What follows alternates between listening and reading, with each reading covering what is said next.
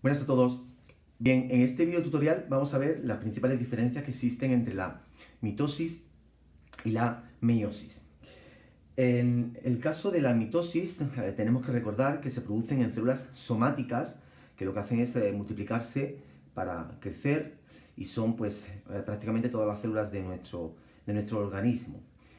Por tanto, todas las células hijas que se producen a partir de una célula progenitora tienen la misma dotación cromosómica y la misma dotación genética que esta. En el caso de la meiosis, esta ocurre en la formación de los gametos, porque los gametos han de tener la mitad de la dotación cromosómica de la célula somática, para que cuando estas dos células, estos dos gametos se unan, por tanto tengan una dotación cromosómica diploide, como su progenitor. Bien, vamos a ver cuáles son las principales diferencias en este proceso de división celular en el caso de la mitosis frente a la meiosis. Bien, cuando estamos en la etapa de profase, en la que ya se ha producido en interfase la duplicación del material genético y por tanto cada cromosoma está formado por dos cromátidas hermanas. Bien, aquí hemos representado en este caso dos cromosomas, que pueden ser por ejemplo la pareja de cromosomas 1.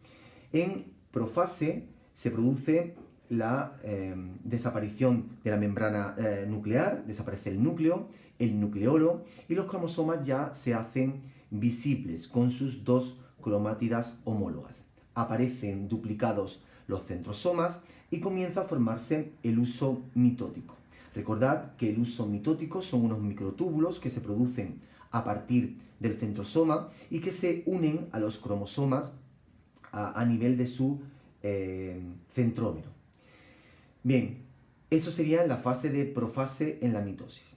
En la meiosis el proceso es similar. Se produce la duplicación del material genético en interfase durante la fase S y los cromosomas en esta fase de profase, que sería profase 1, porque recordad que la meiosis tiene dos divisiones consecutivas, meiosis 1 y meiosis 2, estamos en la profase 1.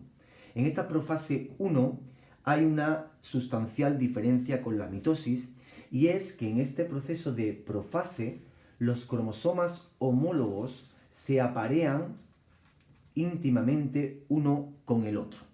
Cromosoma 1 con su pareja de cromosoma 1, 2 con el 2, el 3 con el 3 y así consecutivamente. Y ocurre un proceso esencial para la variabilidad genética, que es el proceso de recombinación. Lo que ocurre es que las cromátidas de cada cromosoma homólogo, las cromátidas, se entrecruzan e intercambian material genético. Se produce un intercambio de material genético entre cromosomas homólogos. Por tanto, como vemos ahí, esa es la principal diferencia sustancial entre la profase 1 de la meiosis y la profase de la mitosis. Vamos a la siguiente fase, la fase de metafase. En la metafase, los cromosomas se disponen y se alinean, arrastrados por los microtúbulos del huso, en la placa ecuatorial, en el centro de la célula, y se disponen en línea de uno en uno. En el caso de la metafase 1 de la meiosis, en este caso los cromosomas no se disponen en línea de uno en uno, sino que lo hacen por parejas, debido a que todavía se encuentran unidos en la zona donde se ha producido la recombinación. Vayamos a la siguiente fase, anafase. En la anafase se produce en la mitosis el acortamiento de los microtúbulos del huso y las cromátidas se separan y son arrastradas a los polos de la célula. En el caso de la anafase 1 de la meiosis, no se separan cromátidas cuando se produce el acortamiento de los microtúbulos del huso, sino que lo que se separan son los cromosomas homólogos. Vamos a la siguiente fase, telofase. En la telofase, y que vamos a representar en el dibujo que hay debajo, lo que ocurre es que las cromátidas que se han separado, que ya son cromosomas, empiezan a descondensarse, empieza a aparecer la membrana nuclear, el nucleolo, y la célula se estrangula y se divide por el citoplasma, lo que se denomina como citocinesis. En este caso se forman dos células hijas, pero dos células hijas que contienen el mismo material genético que contenían sus progenitores. Por tanto, son 2N, diploides. Si nos vamos a la meiosis, en este caso, en la telofase, tenemos dos células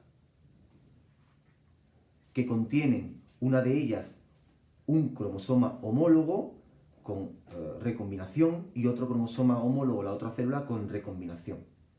Se divide, al igual que en la telofase de la mitosis, el estrangulamiento del citoplasma, la citocinesis y la aparición de dos células hijas.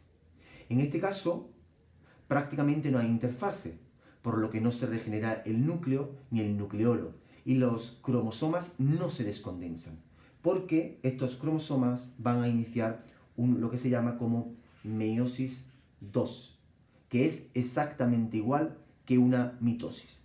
Por tanto, si utilizamos como ejemplo este cromosoma, que va a iniciar la meiosis 2, en este caso, va a ocurrir lo mismo que una mitosis.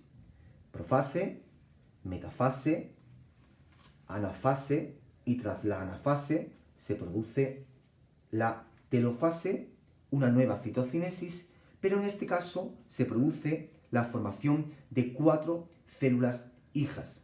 4 células hijas que son haploides, porque tienen la mitad de la dotación cromosómica de su célula madre.